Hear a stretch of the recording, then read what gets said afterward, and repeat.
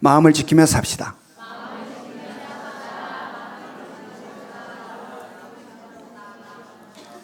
예, 이 마음 지키는 훈련 너무너무 좋은 것 같아요.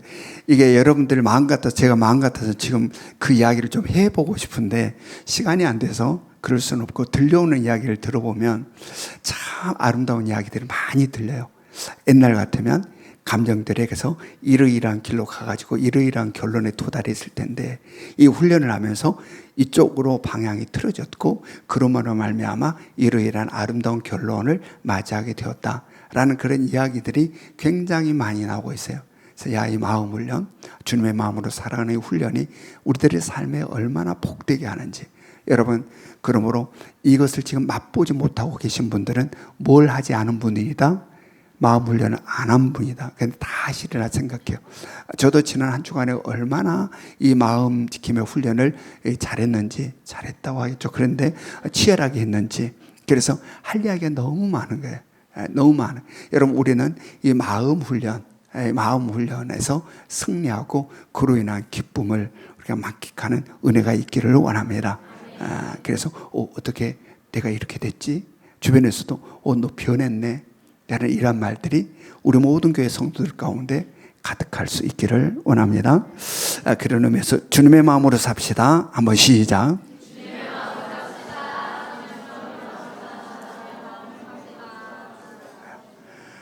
조금 더 힘차게 다시 한번 합시다. 주님의 마음으로 삽시다. 시작.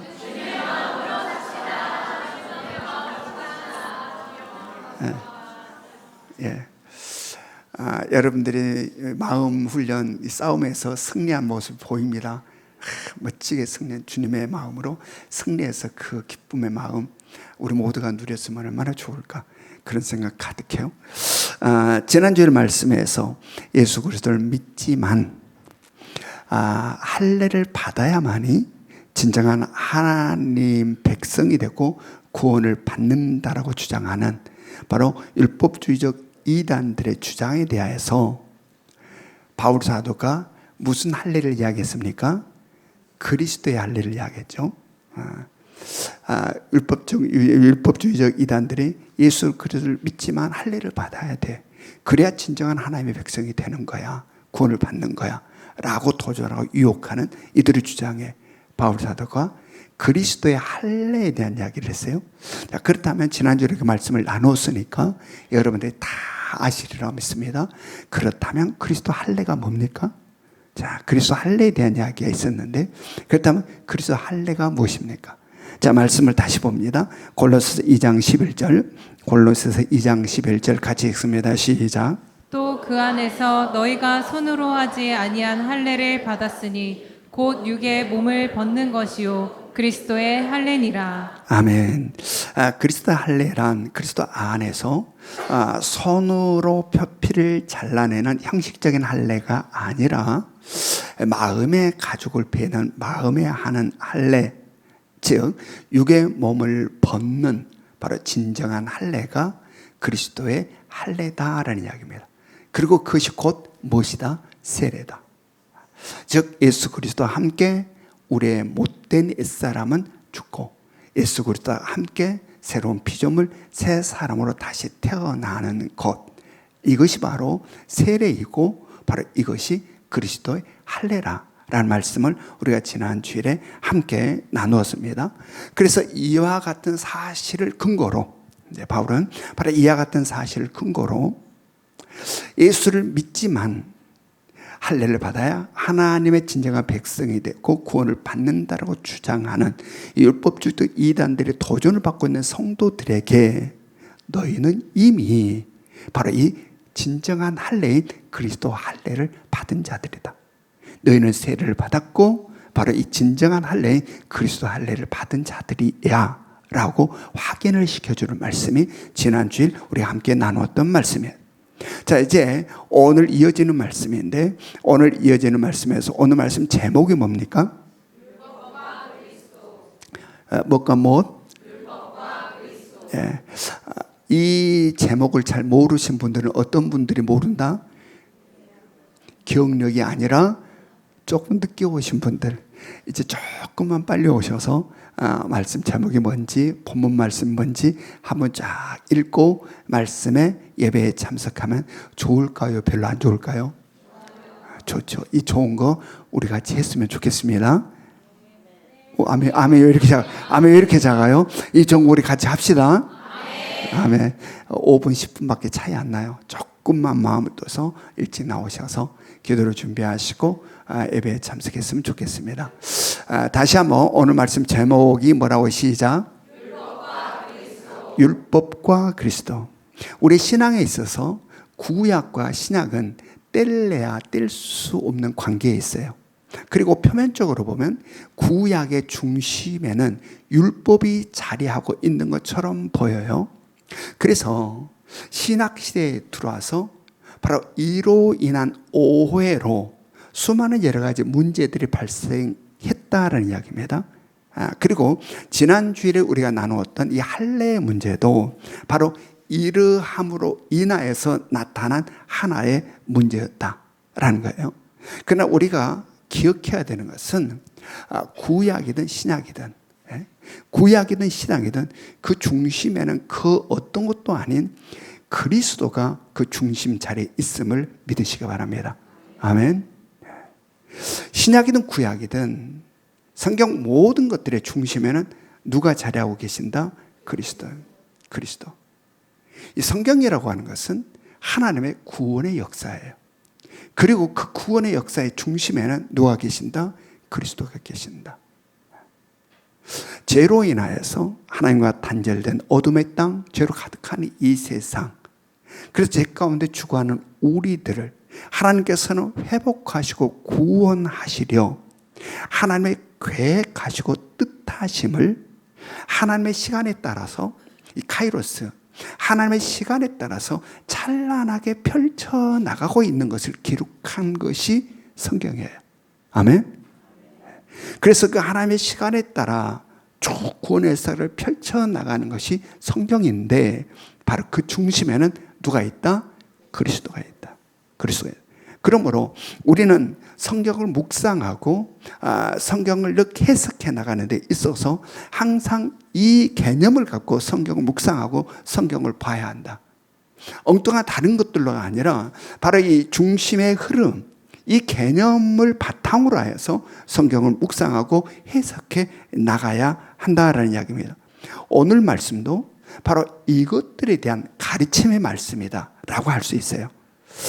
지금 본문에 언급되고 있는 교회의 성도들, 당시 교회 성도들은 어떻게 구성되어 있냐면 이방인 출신 성도들과 유대인 출신 성도들로 공동체를 이루고 있었어요. 그게 교회였어요. 당시의 교회. 그런데 이방인 출신 성도들은 율법을 잘 알까요? 잘 모를까요? 잘 모르죠.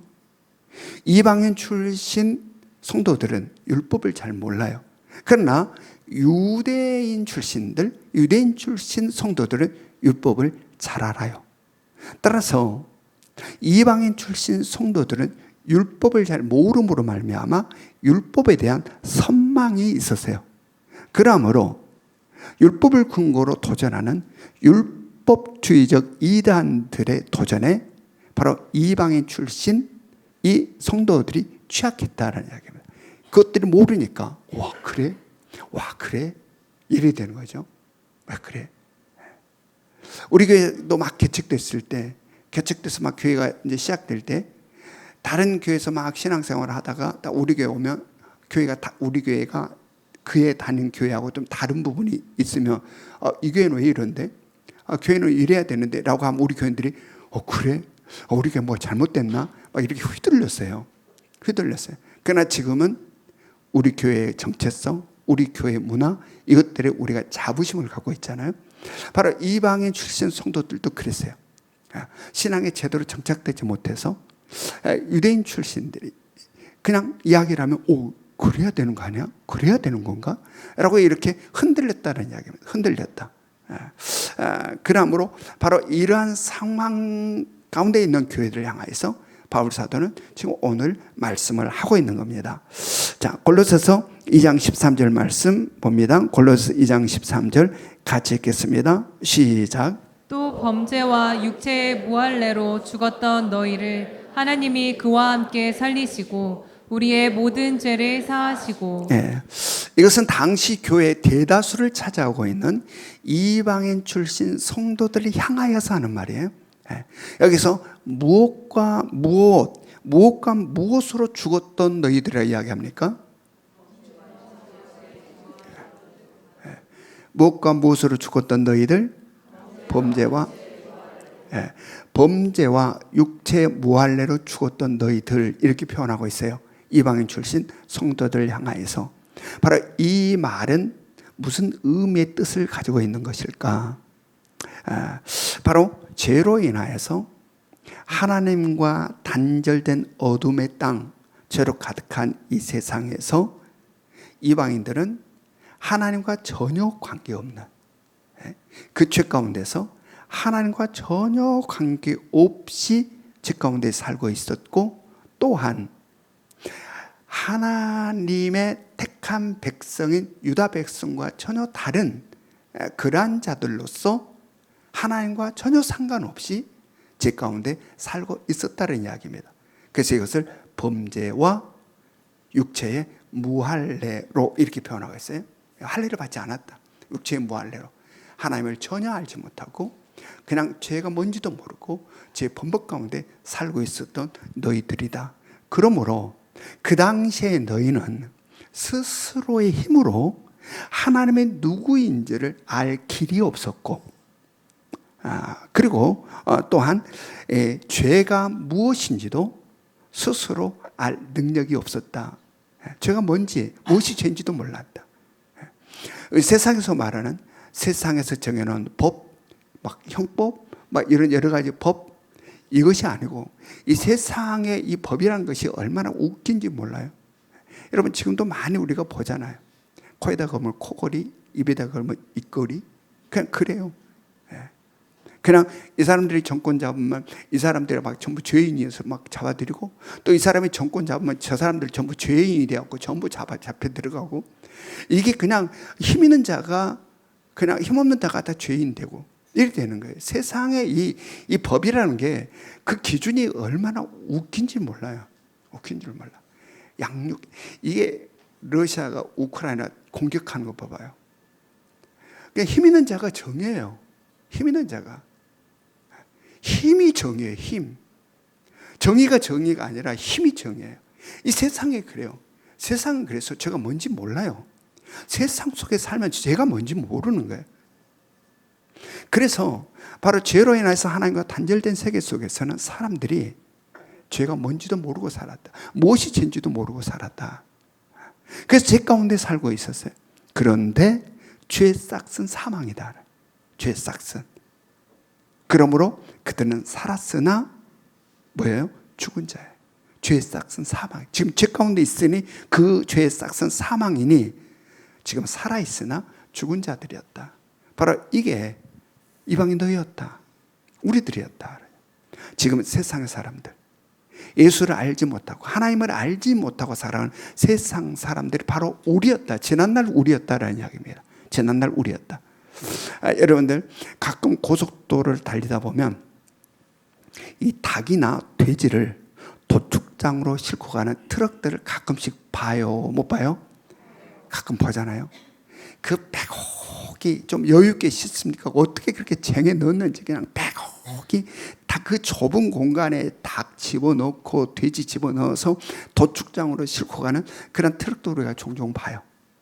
그럴 때에 그 속에 있는 닭과 돼지를 볼 때, 그 좁은 공간에 이 도축장으로 끌려가는 그 닭과 돼지를 볼 때 어떤 생각이 드시나요? 혹시나 맛있게 요리된 음식이 생각나가지고 입에 침이 도는 분이 있다면 그분은 내 사고 체계가 정상인지 안 정상인지 병원에 가볼 필요가 있을 것 같아요. 여러분, 그 닭, 그 돼지, 도축장으로 끌려가는 이 닭, 돼지 지금 살아있잖아요. 그러나 이거 살아있는 거예요? 죽은 거예요? 죽은 거예요. 보기는 살아있어요. 그런데 그는 죽은 거다라는 이야기입니다. 바로 우리가 그러하였다. 우리가. 바로 죄가 뭔지, 무엇이 죄인지도 모른 채 그냥 죄 가운데서 살아가는데 죄의 싹은 사망이니 바로 우리 역시 보기는 살아있는 것 같으나 죽은 자였다. 죽은 자. 불쌍한 자들이죠. 우리가 끌려가는 도축장으로 가는 닭돼지를 보면서 라는 생각이 드는 것처럼 하나님의 시선에서는 바로 우리가 그렇다는 거예요. 우리가. 바로 죄의 싹은 사망인데 죄 가운데서 살아가고 있으니 도축장으로 끌려가고 똑같은 모습이에요. 그러하게 주님께서는 우리를 불쌍히 여기셔서 바로 어떠하셨다? 예수 그리스도를 이 땅에 보내셨다. 그리고 우리들의 죄를 대신 지시하시고 그 죄의 대가로 십자가에서 처절한 죽임을 당하시고 예수 그리스도의 십자가의 대속으로 말미암아 죄인인도 불구하고 죄 없는 의인이 되어서 바로 영원한 생명을 얻는 자가 되었다. 아멘.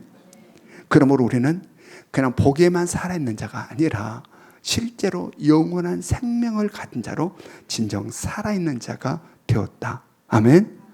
살아있으나 죽은 자가 아니라 예수 그리스도의 십자가 대속과 부활로 말미암아 우리는 바로 진정 살아있는 자, 영원한 생명을 가진 자가 되었다는 이야기입니다. 바로 이것이 하나님께서 우리에게 주시는 놀라운 은혜임을 마음에 깊이 새길 수 있기를 원합니다. 이 은혜에 대한 감격이 있어야 돼요. 우리의 삶에서.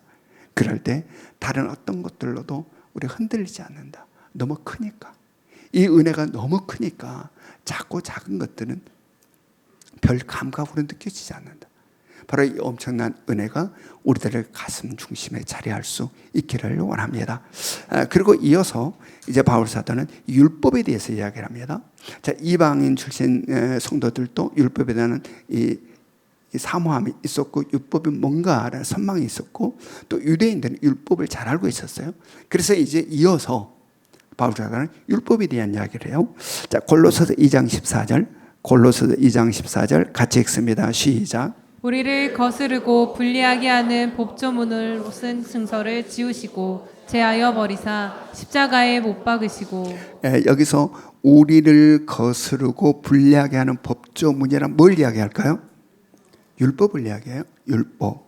자, 이것을 볼 때에 율법이 우리에게 좋은 것 같아요? 나쁜 것 같아요? 네.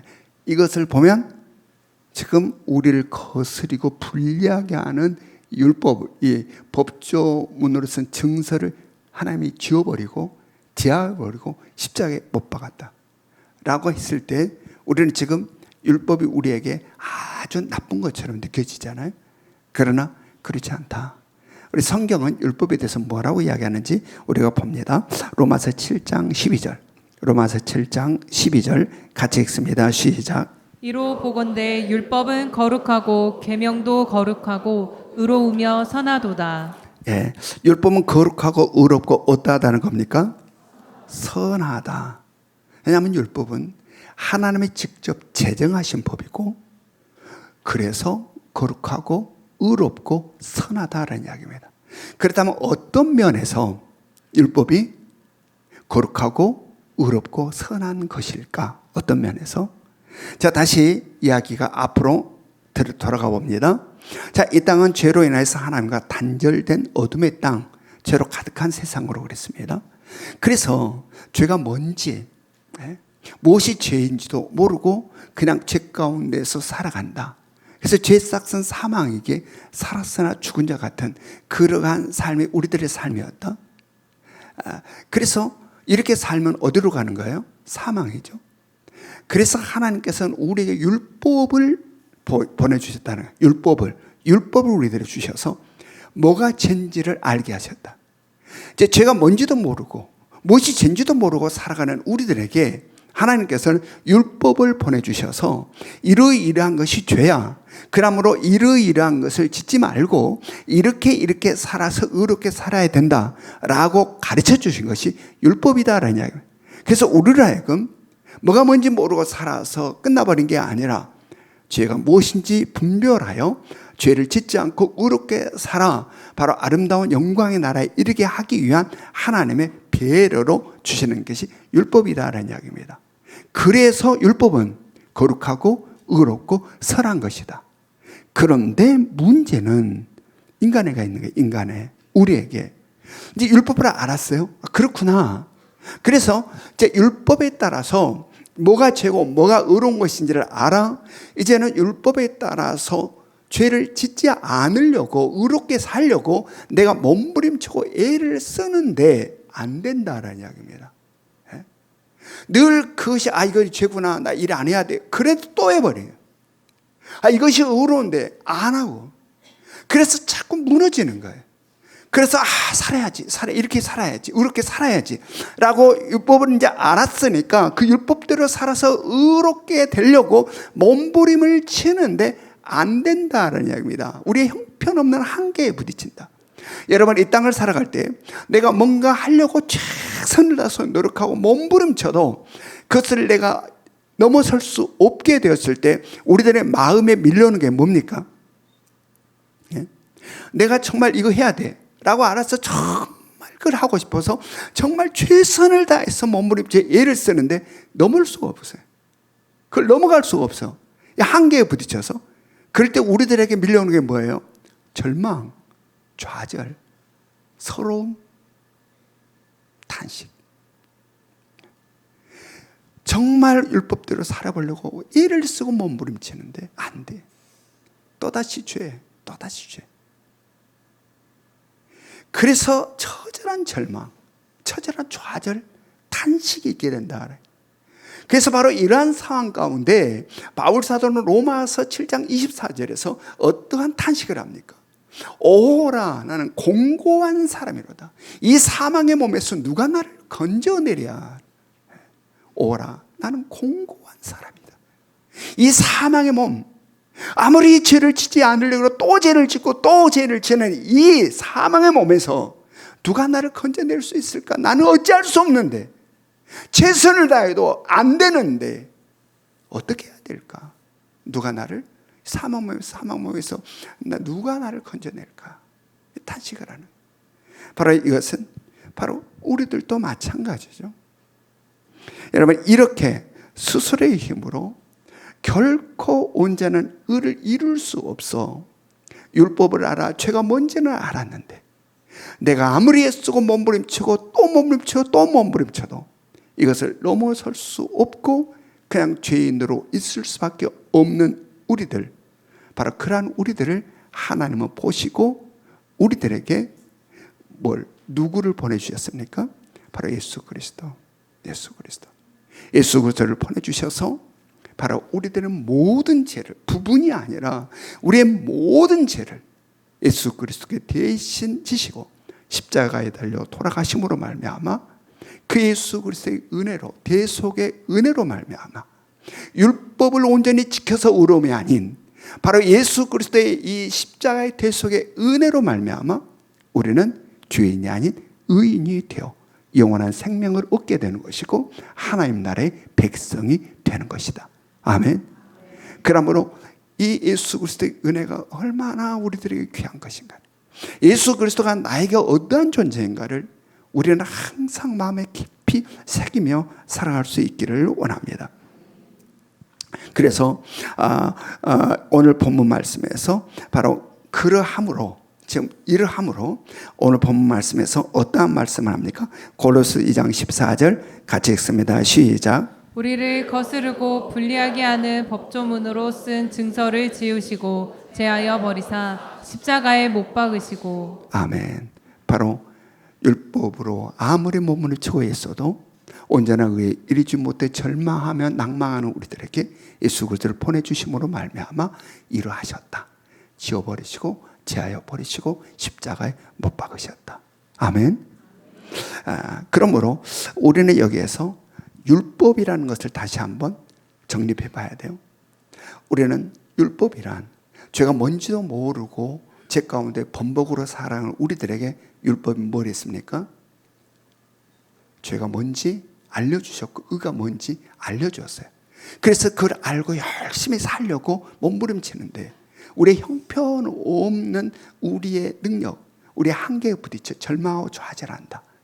그럴 때에 누가? 예수 그리스도. 그래서 이 율법으로 인하여 죄를 알고 그 죄에서 벗어나려고 온전하게 의롭게 살려고 몸부림치다가 좌절하고 절망한 그 순간에 우리에게 다가온 찬란한 빛, 소망, 희망이 있는데 그가 누구시다? 예수 그리스도이시다. 그러므로 율법은 우리를 예수 그리스도에게 인도해 주는 인도자다. 우리를 예수 그리스도에게 인도해 주는 초등학교 선생님이다 라는 이야기입니다. 그래서 성경은 뭐라고 이야기합니까? 갈라디아서 3장 24절, 갈라디아서 3장 24절 같이 읽습니다. 시작. 이같이 율법이 우리를 그리스도께로 인도하는 초등교사가 되어 우리로 하여금 믿음으로 말미암아 의롭다함을 얻게 하려 함이라. 네, 율법은 크게 보면 하나님의 말씀이라고 할 수 있어요. 자, 우리 모두는 하나님의 말씀을 알아요, 몰라요? 아셔요, 모르세요? 알죠. 우리가 하나님의 말씀을 알아. 그래서 하나님 말씀대로 살려고 하지요. 그런데 그게 잘 돼요? 잘 안 돼요? 잘 안 돼. 설교 시간에 말씀을 듣고 그래, 그렇게 살아야 되겠다. 막 다짐을 하고 결심을 하고 하나님의 말씀을 알아서 그 말씀대로 살아야지라고 다짐하고 결심하는데 늘 무너져. 하나님의 말씀과 반대되는 삶을 살 때가 많고 머리로는 아는데 삶은 엉망으로. 그래서 하나님 말씀대로 살려가다가 늘 깨어지고 부서지고 무너져 버리는 나의 모습을 발견한다라는 이야기입니다. 그래서 우리 스스로는 우리들을 향하여서 넌 왜 그 모양이냐고. 하나님의 말씀대로 살려고 마음의 결심을 하는데 얼마 가지 못해. 그리고 하나님의 말씀과 전혀 상관없이 내 마음대로 살아버리고 그 말씀대로 살지 못한 깨어짐과 부서짐 앞에 우리의 모습을 본다. 그리고 우리는 그런 나를 보면서 얼마나 형편없는지, 너는 왜 그 모양이니? 너네 그것밖에 되지 않니? 라고 절망하며 좌절하는 순간들이 수없이 많다. 우리들의 삶에 있어서. 그런데 바로 그 절망과 좌절의 순간에 우리 역시 바울이 했던 탄식이 터져 나올 수 있는 거죠. 오라 나는 공고한 사람이로다. 이 사망의 몸에서 누가 나를 건져낼까라는 이러한 탄식을 우리가 할 수밖에 없는 존재들이다. 그런데 바로 그 절망과 좌절의 순간에 무엇이 찬란한 빛과 소망과 희망으로 우리에게 다가온다? 예수 그리스도. 그의 십자가의 대속과 부활의 영광이 찬란한 빛처럼 우리 가운데 다가온다. 그럴 때 바울 사도는 로마서 7장 24절에서 그러한 탄식을 하고 바로 이어지는 25절에서 어떤 고백을 했습니까? 주 예수 그리스도로 말미암아 하나님께 감사하리로다. 아멘. 절망의 순간에, 좌절의 순간에, 탄식의 순간에 찬란한 빛으로 다 예수 그리스도의 그 십자가의 은혜, 예수 그리스도. 그래서 25절에서 우리 주 예수 그리스도로 말미암아 하나님께 감사하리로다. 바로 이것이 우리들의 삶임을 깨달을 수 있기를 원합니다. 우리를 사랑하신 하나님, 율법을 주셔서 죄를 알게 하시고 그것들로 살아보려고 애쓰다가 안 된 우리들에게 또다시 예수 그리스도를 보내주셔서 그 절망과 좌절 가운데 탄식하는 우리들을 우리의 모든 죄를 대신 지고 십자가에 달려 주님 돌아가게 하심으로 그 예수 그리스도의 십자가의 은혜로 죄의 사함을 받아 우리의 힘이 아닌 예수 그리스도의 은혜로 의로운 자가 되어 영원한 생명으로도 하나님의 나라의 백성이 된다는 이 어마어마한 이 은혜를 우리는 늘 마음에 품고 살아갈 수 있기를 원합니다. 예수 그리스도가 나에게 누구인가? 이 예수 그리스도가 나에게는 어떠한 존재인가? 우리는 이 땅을 살아가면서 이 예수 그리스도를 놓치지 않고 살아야 돼. 이 땅을 살아가는 수많은 일들 가운데에 절망하고 좌절하고 무너질 때에 찬란한 빛으로 다가오는 분 예수 그리스도가 있음을 믿을 수 있기를 원합니다. 주님은 우리를 위해 자신의 생명을 주신 분이에요. 네. 그 어떤 것도 아까운 것이 없는 분이 예수 그리스도이시다. 그러므로 우리에게는 바로 그 예수 그리스도가 있음을 한순간도 놓치지 않고 살아가는 여러분과 제가 될 수 있기를 원합니다. 골로새서 2장 15절 말씀 같이 읽습니다. 골로새 2장 15절 시작. 통치자들과 권세들을 무력화하여 드러내어 구경거리로 삼으시고 십자가로 그들을 이기셨느니라. 이것은 제 가운데서 왕노라는 사단 마귀의 권세를 예수 그리스도의 십자가로 완전히 부숴버리고 깨뜨려 버렸음을 이야기하고 있는 거예요.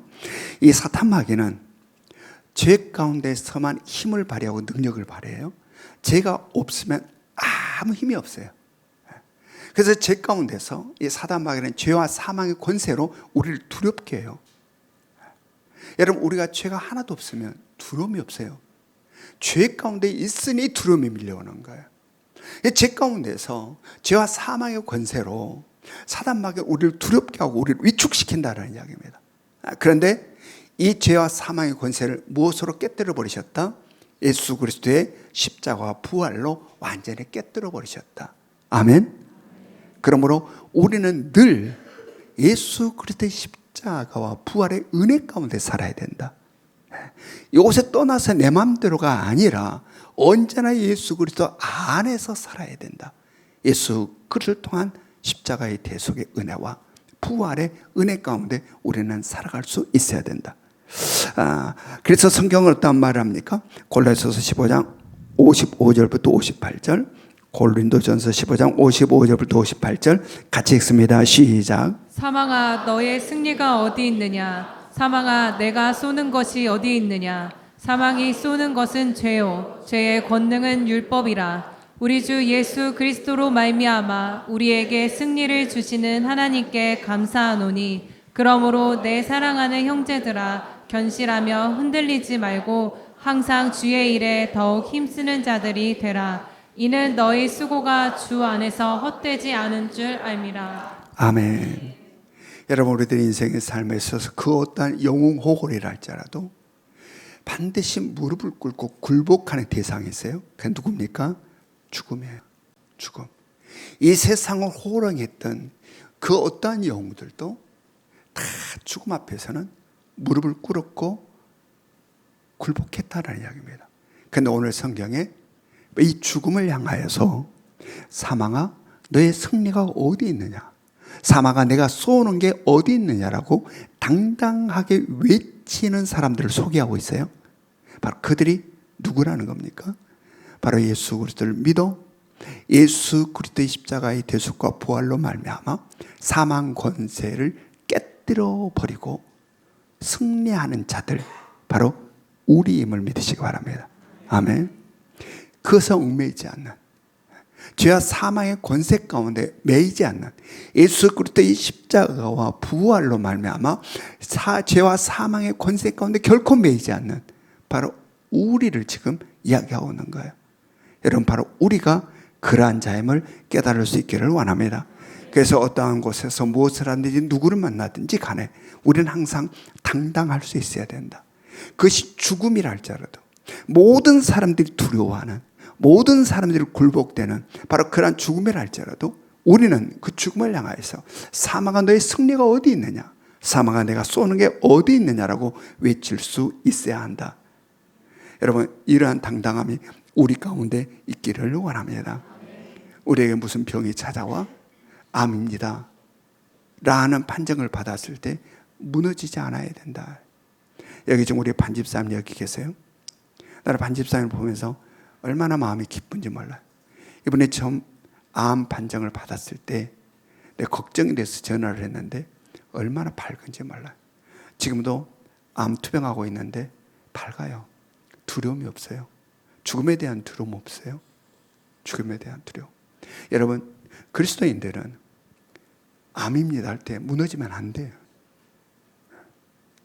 죽음 앞에서 무너지면 안 된다는 이야기예요. 죽음은 그냥 우리가 가는 하나의 문턱일 뿐이에요. 죄와 사망의 권세를 꺾어버린 자들이 예수 그리스도를 믿는 자들이다. 아멘. 예수 그리스도의 십자가와 부활로 죄와 사망의 권세를 깨뜨려버린 자들이 바로 예수 그리스도를 믿는 자들이다. 진정 우리가 예수 그리스도를 믿는 자들이라면 그 어떤 것에도 위축되지 않고 두려움 없이 당당하고 담대함으로 모든 것들을 돌파하는 힘이 있어야 된다. 이것이 진정한 그리스도인의 파워고 힘임을 깨달을 수 있기를 원합니다. 골로새서 2장 16절부터 17절 골로새서 2장 16절부터 17절 같이 읽습니다. 시작. 그러므로 먹고 마시는 것과 절기나 초하루나 안식일을 이유로 누구든지 너희를 비판하지 못하게 하라. 이것들은 장래일의 그림자이나 몸은 그리스도의 것이니라. 아멘. 이것은 구약의 율법은 그림자이고 그 실체는 그리스도라는 사실을 지금 가르치고 있는 말씀이에요. 네. 여러분, 구약의 모든 것들은 그리스도로 인하여 나타난 그림자임을 깨달으시기 바랍니다. 그래서 예수 그리스도는 모든 것이 되셔요. 바로 온 우주 만물을 창조하신 삼일체 하나님 성자 하나님이세요. 예수 그리스도는. 그러므로 예수 그리스도로 인하여 나타난다라는 이야기입니다. 구약에 있는 모든 것들이. 그래서 우리의 시선과 우리의 마음은 어디를 향해야 되느냐? 예수 그리스도를 향해야 된다. 아멘. 모든 것 대신 예수 그리스도. 네. 그분에게 모든 것이 있다. 지난주 말씀에서도 모든 통치자와 권세의 최정점에 누가 있다고 그랬습니까? 예수 그리스도. 그리고 예수 그리스도는 모든 충만으로 충만하신 분이시다. 그러므로 우리는 다른 어떤 것을 무엇을 찾으려고 할 필요가 없다는 이야기입니다. 예수 그리스도의 안에 모든 것이 있으니 우리는 예수 그리스도에게 집중되어 살아야 된다. 우리는 지금 우리의 시선 예수 그리스도를 향하고 있습니까? 세상을 향하고 있습니까? 우리의 마음 예수 그리스도를 향하고 있습니까? 세상을 향하고 있습니까? 우리의 생각, 우리의 관심 어디를 향하고 있습니까? 오직 예수 그리스도만 향할 수 있기를 원합니다. 왜냐하면 거기에 모든 것이 다 있으니까. 여러분 실제로 아이고 이랬더니 없던데요? 그것을 왜 없는 것으로 느낄까요? 내 생각이 중심이 되어 판단하니까.